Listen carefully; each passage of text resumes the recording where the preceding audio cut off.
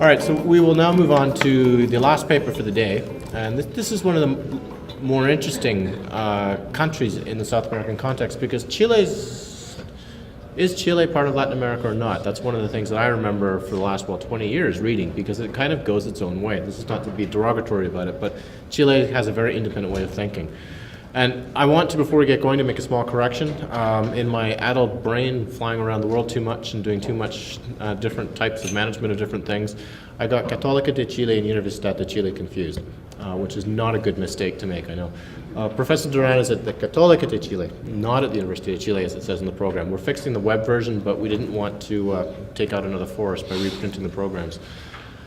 So without further ado, I'll hand over to Professor Durán. Okay, thanks. Of course, thanks for the invitation, Professor Burgess. Professor Burgess invited me to talk about, as the title of the presentation says, there's some implications of new international status of Brazil, national interest versus regional compromises. Of course, we talk also the implications of this status on Brazil, this international status, this international political status of Brazil concerning Chile. But I would like, more than that, to put some reflections on some theoreticals or conceptual frameworks applied to international politics in terms to understand why and how Brazil has this new conception of this new play, this new role in international politics. In that way, let me present you 3 points about the subject, diagnosis, and then the political and diplomatic tools, and last, some reflections concerning the role of Brazil in world politics and in the regional level, compared with the expectations of some countries like Chile or like southern Latin American countries. I have to apologize for my accent in English. I learned English was my latest foreign language. I learned English in Switzerland. So I apologize for my Chilean German accent. So diagnosis first. I can tell in the 60s and in the 80s, Brazil followed the medium powers. That means an acceptance of bases and rules of world politics at that time, trying to put harmony between the general principles and procedures and a preliminary frame related to Brazilian particular goals, both in multilateral relationships and in bilateral ones. This move implied distancing itself from third world positions and the misperception created by the North-South scheme at that time. Brazilian diplomacy was aware of the consequences of the breakdown of the 45 years confrontations frame, and, very important, about the implications on political, strategic, and economic trade issues. In that way, Brazilian diplomacy believed that a deep change in world affairs was a real opportunity to access to a new international status, increasing, of course, its influence at both global and regional political networks. That moved Brazil to profile a new diplomatic style. In order to understand historic reluctance, and like many other development societies, Brazil suffered from a lack of self-confidence at that time. I am talking about the 60s and 70s. I quote, "We ought to be always very careful. But again, never to be assertive could be dangerous, etc., etc. And extreme precaution, a constant factor for Brazilian and mostly developing societies' behavior at different levels in international politics. In some, there was no place to innovate about the status quo. This occurred, for instance, during the so-called independent foreign policy of Presidents Jânio Quadros and João Goulart. When I was in Geneva for my doctorate studies in the 70s, I always remember the misperception on Brazilian American ties at the time of the Siemens nuclear reactor acquired by Brazil in Germany in the mid-70s, in spite of, at that time, very famous Professor Kissinger's point of view.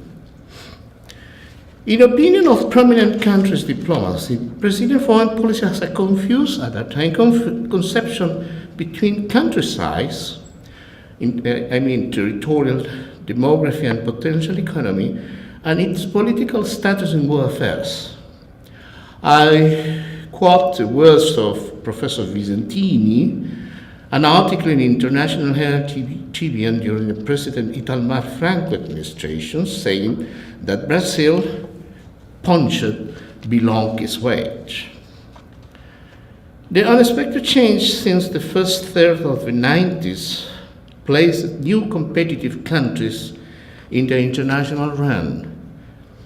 Asian jaguars, at that time Taiwan, Singapore, Korea, South Korea, Latin American cheetahs, at that time, for instance, Mexico and Brazil, and a sort of a steady, well-done cats like Chile. Among all those participants, Brazil appears to be a combination of all felinous individuals. Those combinations became a very difficult characteristic to be defined by other Latin American countries. In terms, Brazilian behavior is often perceived, remains often perceived as unassertive, as sometimes less assertive country in the region. Sometimes appear to be a big brother, sometimes a very smooth partner. So it's a very peculiar combination of felinus. Nonetheless, it's in fact that in recent years, Brazil has had a systematic economic growth, keeping inflation under control, improving income distribution, reducing extreme poverty, and above all, strengthening its representative democracy. In that way, there's no surprise that international interest in Brazil's foreign policy has increased, because Brazilian diplomacy learned to be included in a very specific club of countries, that is an emerging power, an emerging strong economy. President Lula's election in 2002, and the action of the new government caused initially a great deal of apprehension inside and outside Brazil. Most expected an ideological international behavior, an unprepared president. However, diplomacy based on a strategic and tactical sense of a long-range vision, Lula's inauguration transformed the situation, and in the beginning of this government, Brazilian policy has shown a remarkable development and leadership that is surpassing many expectations. Again, in accordance to Professor Vicentini, to fulfill his strategy, President Lula governments conceive international relations characterized by three dimensions: an economic diplomacy, a political assertive one, and a social agenda. They represent a project that has matured over more than a decade, and that is consistent with the balance of forces present in the country and in the world. What can to say about Chile in that way? Chile is completely different in that Chile has no power in order to participate in the international system like Brazil or like another Latin American country. It's a very tiny economy. It's a steady, felinous economy, not something very special like the other countries. But in many ways, in that sense, Chile's diplomacy follow the same route that Brazil has created, in terms that Brazil, for Chile at least, in the 20th century and the 19th century, demonstrate towards Chile a sort of peculiar, open country, sympathies, perhaps because Chile is one of the 3 countries in South America without frontier with Brazil. Perhaps that's the reason. Maybe because Chile was an antagonist with Argentina at that time, the most important adversary, no, I don't say enemy, but an alternative country in terms to influence the continent. So in that way, there is a sort of very close relationship, a very close expectation, mutual expectations, since the 19th century, as I told you. And in that having that perception, Chile's diplomacy is different than the Mexican perception, for instance. I will talk about this, I will refer this subject later. What are the political and diplomatic tools of Brazilian foreign policy concerning the global politics, I mean the world politics? I have to say, in my opinion, Brazil is the only South American country having a world politics, designed a real world politics. It's not what I understand by world politics. It's a self-conception on their interest in the international system as a whole. Even as an underdeveloped country, it's a developing society, and in many ways a poor country. I am talking about the first half of the 20th century, for instance. Brazil has always a sort of conception of the situation in the world.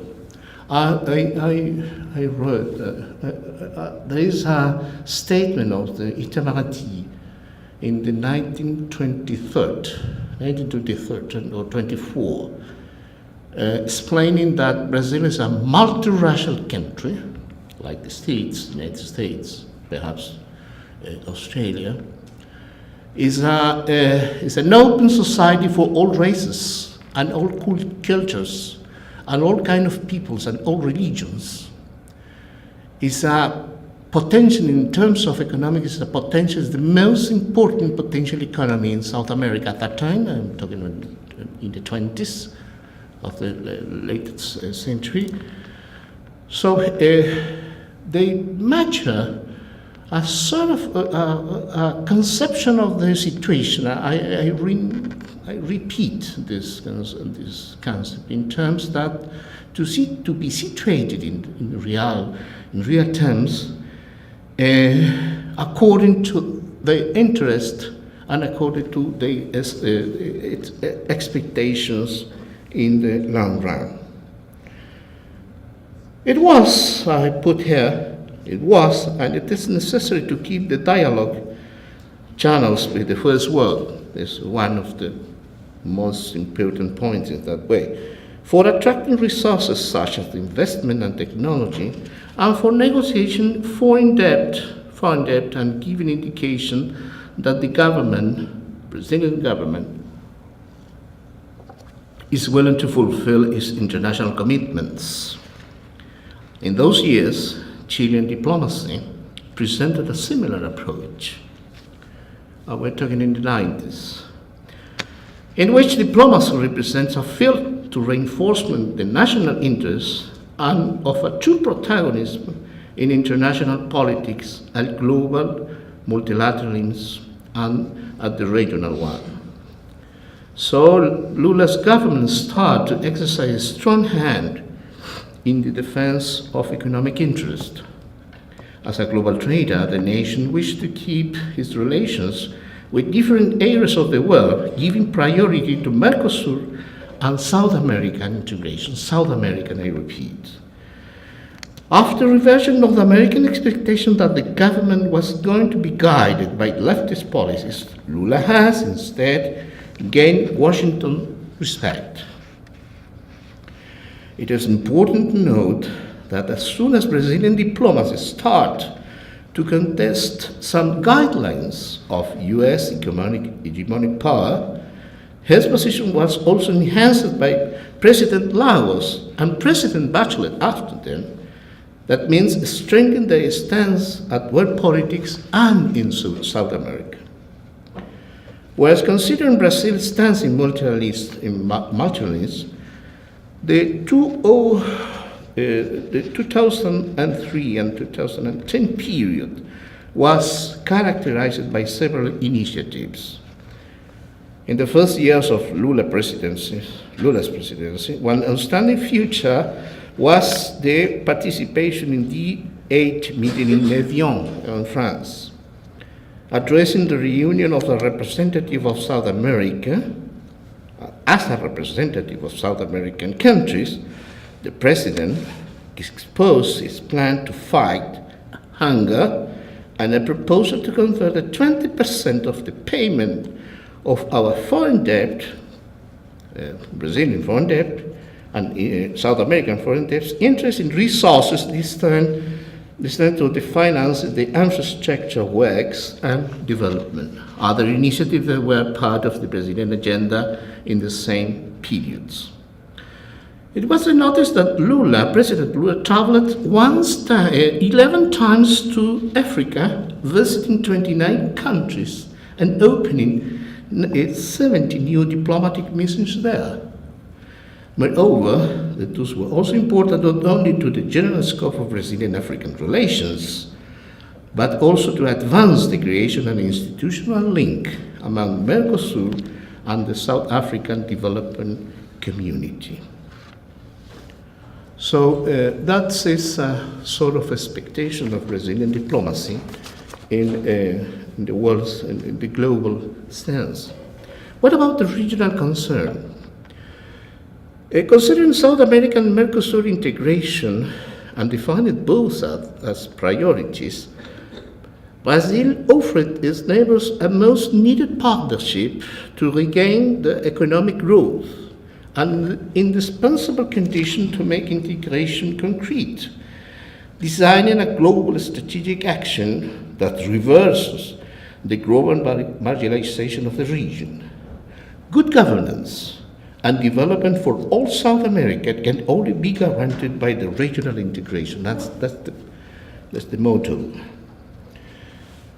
Mexico's approach, if you permit a comment on this, diverge in terms that in enhancing NAFTA, perhaps a bilateral free trade agreements, Mexico diplomacy differs from Brazilian ones in terms to understand close relationship in bilateral terms and not necessarily enhance it at that time some procedures, mechanisms, multilateral mechanisms existing at that time. I am not saying that Mexico quit regional integration. I am saying that Mexican diplomacy, as we talked before, understand integration and cooperation in different ways that perhaps Brazil, Chile, and other South American countries in real terms. This new reality has helped to reinforce the policy launched by South American countries to develop the physical infrastructure. You mentioned that in the morning, as a means to restart the integration processes. President Toledo, at that time from Peru, proposed that the international creditors of the country from the region extend 20% of their loan repayments to infrastructure again, and President Lula supports these initiatives. Contrary to many believe, Brazil did not obstruct the FTA, it simply thought to redefine the terms of the agreement. I mean the Initiative for the Americas. Based on a three-track approach, the Brazilian compromise will have allowed the FTA to concentrate on aspects of market access and some basic common trade rules, while leaving more complex subjects as intellectual property and agriculture subsidies. In that way, Brazil differs from Chile. Chile was a prominent country in favor of the Initiative of the Americas, because for a tiny economy is by far it's more important, it's more relevant to have a great economy associated in terms to receive the exportation and to receive the inputs coming from powerful countries, powerful economies, than a procedure to remake or to reconceptualize the rules of the games at that time, the Initiative of the Americas. We know that the Initiative of the Americas doesn't more exist anymore, but in the 90s, in the late 90s, was a debate, a very important debate. Finally, the third part of this very humble presentation is in between. Germans had a very peculiar terms in political council, in theoretical terms, zwischen Gruppen, zwischen Staaten. That means the state in between, or countries in between. So I will try to show this combination of Brazilian foreign policy in terms to approach, to be very close to the most important networks in world politics, and for the other way, to remain in the regional networks.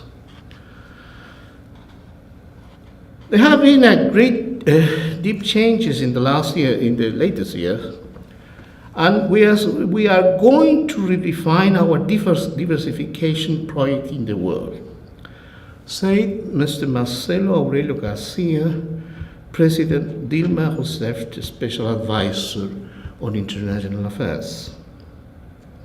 According to Rio São Globo, and according to Mr. Garcia, President Rousseff instructed several ministers to articulate new foreign policy change in accordance with the growing weight of Brazil in the world economy.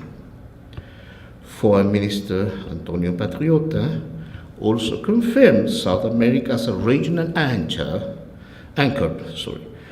particularly given the good prospect for the region. The prospects, he says, for the region are the most promising in the last decades. International relations are not an exact science. It's not exactly, it's nothing new, in fact. We attempt to open coherent stance path with ensure Brazil's global credibility and growing influence. Growing credibility and growing influence.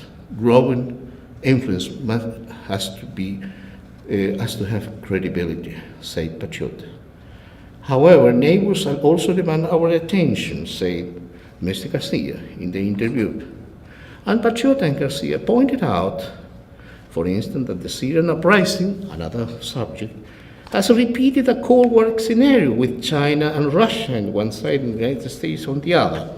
That is a very representation of the past. I am not agree with this, but it illustrates how Brazil sees the world in that case, and how Brazil can play also a role in this arena.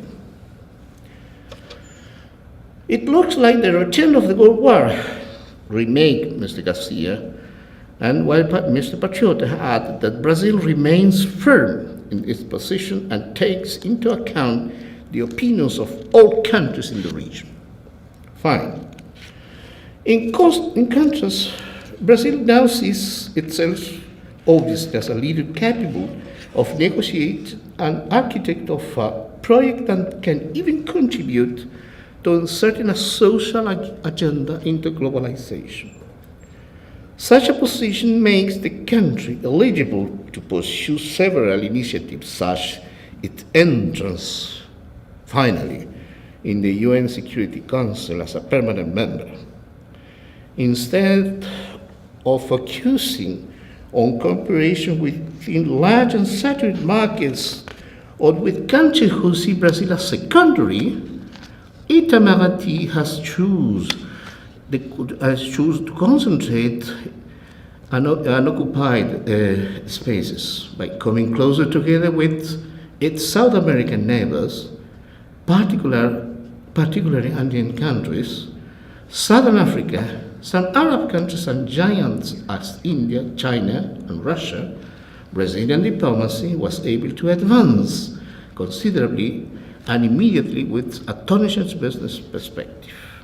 The presence of Argentinian guests and the personal delegation is an important sign of diplomatic sensibility. Argentina was invited in order to take some initiatives in this way.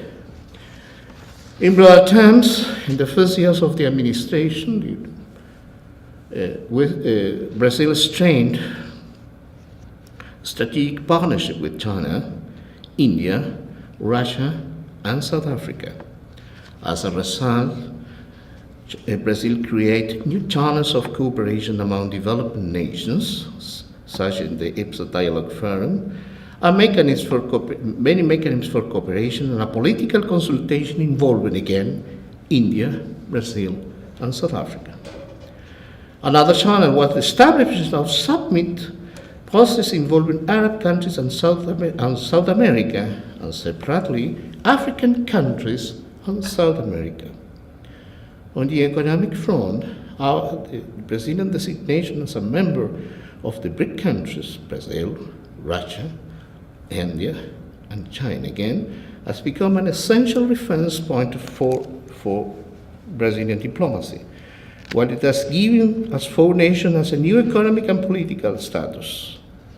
Another group of emerging nations has also played a leading role in the international negotiations on climate, with our support and encouragement.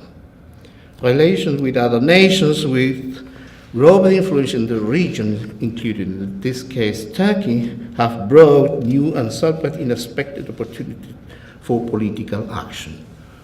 That's the words. Time, yes. Okay. So, finally, my presentation to the reinforce of multilateralism, taking into account a flexible perspective of alliances and the creation of coalition groups, I finalized Brazil has developed its unique diplomacy that is adequate to the era of globalization or the effects of globalization, also having a development project for the country. However, according to Professor Vicentini, the unique diplomacy can raise a problem because huge expectations may be created upon it in addition. It would only provide expected results along with economic development. Moreover, changes in the international system will be completed. Thanks for your time. That's all.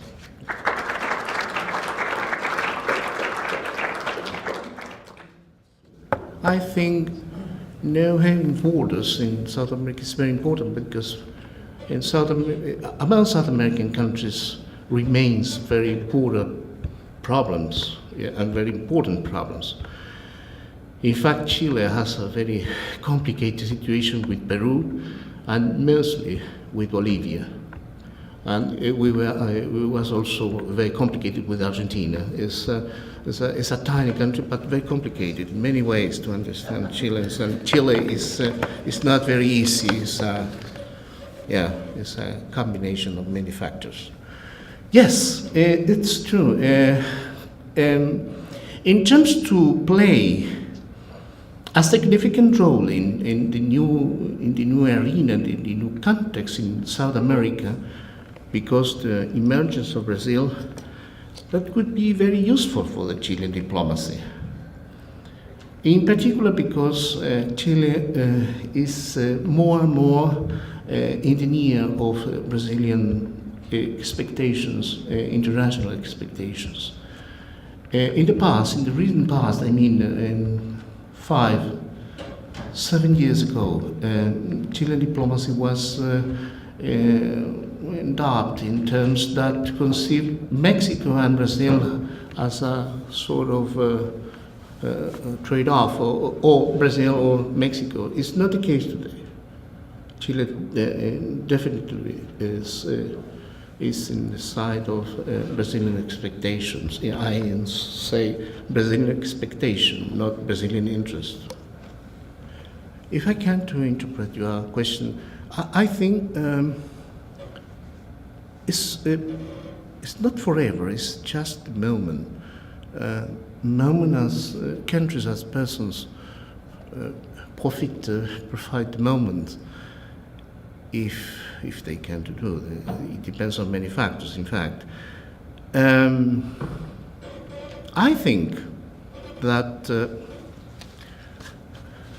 Brazil, in the first half of the 90s, sees the world, the international system,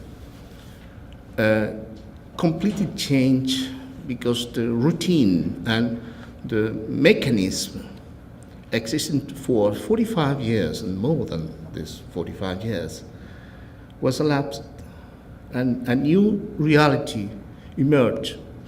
The new reality confers to the States, the United States, the most powerful country in the world. Yes, we are all agree. But it's not forever that the situations will be the same in the coming 50 years, for instance, 55 years or 57 years. Yeah.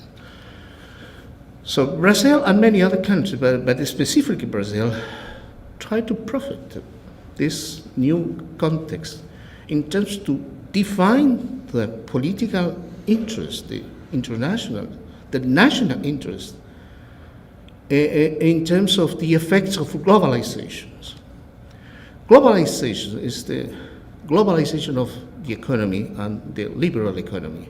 It's not only one way of, it's one way of economy, it's not the only one, but it's the way to prevail today. And Brazil has emerged as an economic power.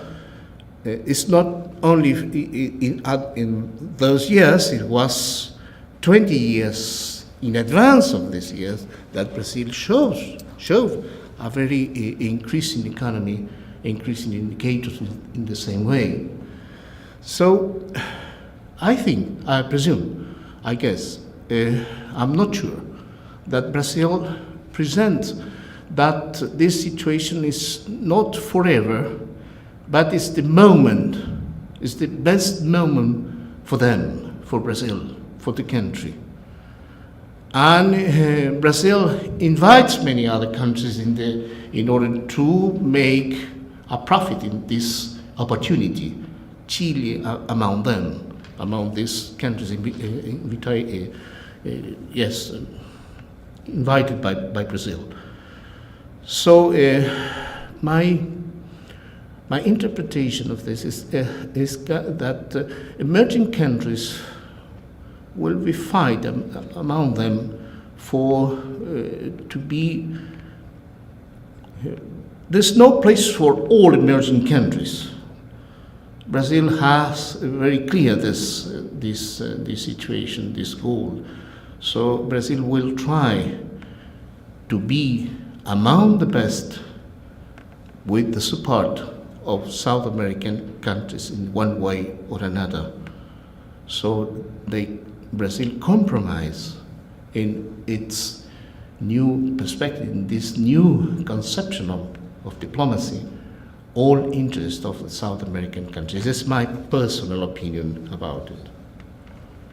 I'm not sure if it's the opinion, the official opinion of the Brazilian Itamaraty. Last 20 years, perhaps, this is a very broad time, but in the latest 5 years, I can tell you about the strength of UNASUR, perhaps. There's a new institution of Latin American institution that will be announced in January in Santiago, in Chile. SALAB is a continuation. Is an institution Is it the continuation of the dialogue, the permanent dialogue between the European Union and Latin American countries in the consultation of the Rio group of Rio, and. Yes, I can tell you UNASUR, and in UNASUR, in particular, defense affairs, security affairs. Brazil has been a very important partner in conceiving UNASUR, conversation inside UNASUR in terms to conceive a new system of South American security. It's the only country in that way. And in that way also, Brazil invited, for instance, to participate in this Venezuela. Venezuela was very reluctant to be with Brazil in this business. But today, Brazil and Venezuela collaborate in terms to think, and perhaps in the coming 4 years to create a new system of security. It's very important because the only security system existing in Latin America in general is the same treaty of 1947, the Treaty of Rio. It remains the only one in terms of as an institutional. And security, international security, regional security, is a theme, it's a subject, it's a very important subject among South American countries for many reasons. So there is a contribution in that way. Second, I can tell you also the initiative that Professor shown this morning to us, demonstrated, in terms to the roots, yes. It's a Brazilian initiative in many ways, but it's also a Brazilian argument to approach the economy, its economy, and the country, Brazil as a country, to South America in physical terms. That's another initiative that I think is very important in this conception. It's the new reconception of Brazilian interest in world politics and in regional level also. Sure. Yes, Brazil and Chile they have one particular trade. Those two countries, perhaps many others also, but in terms to why Brazil and Chile fits in many aspects. Autonomy. autonomy. Brazil demands autonomy since the Brazilian American affairs in 1976, at the time of the nuclear reactor by Brazil and Siemens in Germany. And the countries like persons sometimes learned on its experiences. And Chile also learned the experience in terms that even if a very tiny economy is a very efficient economy, malgré tout, it remains a very efficient economy. So that Chile wants is to maintain the autonomy, permitting to be efficient. That's the point for Chile. In that way, it's a coincidence with Brazilian interest in this particular but very important issue. That's my perception about it. And not only because the European countries devote a sort of a minimal interest for Latin America. In the European conception, Latin America is an American region in terms of what global conception is. We have African countries, Asian, in terms to understand with them in good terms, in friendly terms. Latin America is very, very far and very close to the United States in many ways. I can tell you, for instance, the Chilean economy has by far more interchange trade with the United States and Asian economies than Europe.